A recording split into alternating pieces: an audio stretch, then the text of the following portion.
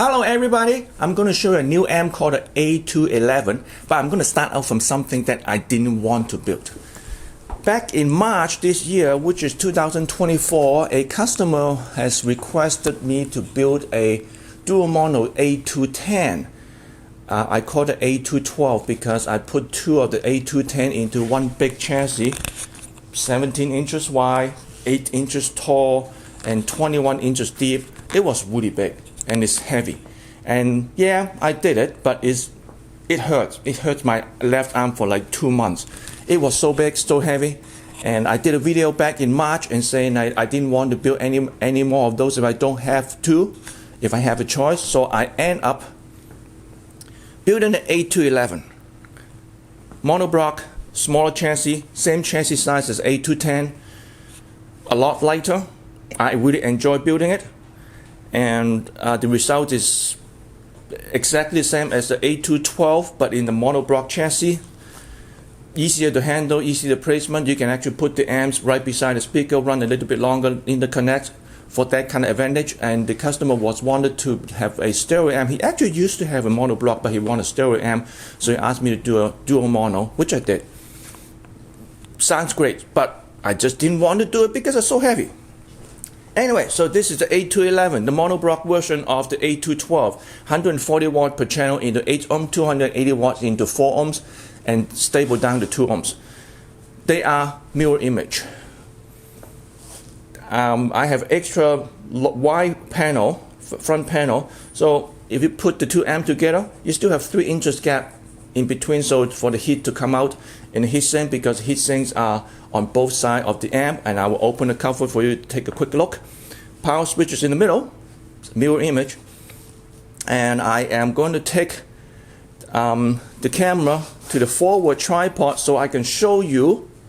This is not a one big long panel. I can show you how to separate them. First of all, I'm going to put the microphone down, walk towards the camera. Now, if you get any seasickness, easy, close your eyes now because it will be shaky. Taking it off from one tripod to another one.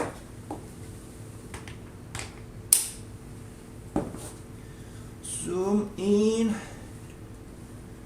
Okay, I got there now. I take the microphone away. All I need to do is put them apart. And of course, they are not straight line. I wouldn't do straight lines. No, straight line is the combination, is the infinite combination of curved line, or say the other way around. So there's no curve, there's no straight line, technically. Anyway, so I am going to open the cover, and I will show you how I lay out the inside. Leave the camera on that tripod, take the cover off.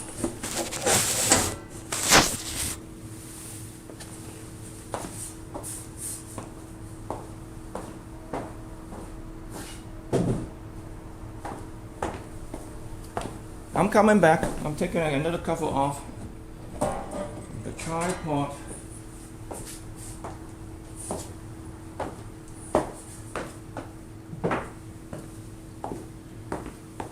Camera off the tripod, so shaky again. So close your eyes if you have seasickness. Zoom out.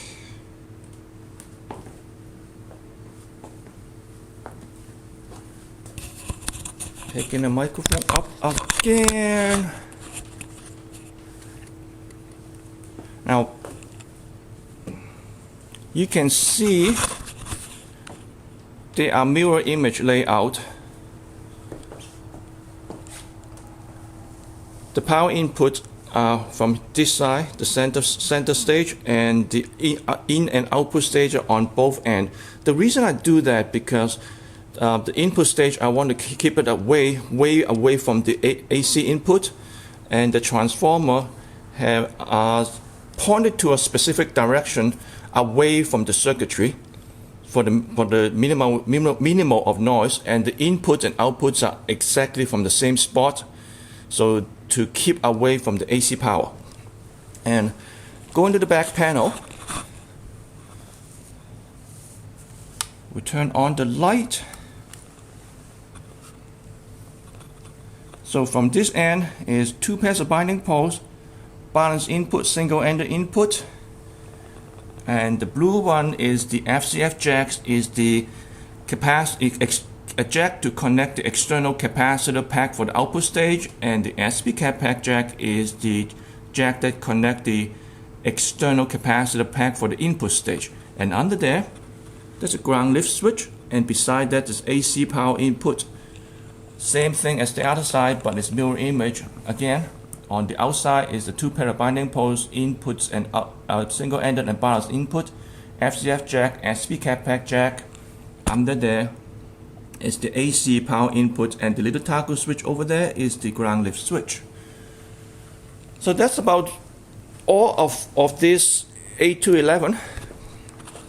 It's a straightforward Class AB power amp, but it's not so straightforward if you actually hear it. And like everybody say those shamelessly sales pitch, my amp is better than the other. Well, I'm not going to tell you that. So if you have a chance, you can have a look. Go to the dealer, have a look. But I can't tell you that because it's just like, it's too shameful. Just shameful, shamefulness. Salesman talk. Well, it just kind of no. Anyway, these are the power amp, and you see the two capacitor pack at the back that connect to the power amp via the umbilical cord, and these are the optional external capacitor pack, combination pack for all of my integrated amp and power amp, the SP cap pack and FCF jacks, FCF capacitor pack. And this customer had ordered the capacitor pack for his amp to go with it. I am testing it right now in the production bench. That's why they lay out this way. But when you put the amps on the shelf, you can put the capacitor pack under the amp, just flip it around, then this wire will line up with this amp, and that wire will line up with this amp. So they can be interchangeable. It's not left and right specific, they're interchangeable, but physically you can also lay out this way. It's just how you want to set up. I think that's it. So I'm going to put the camera back on the tripod.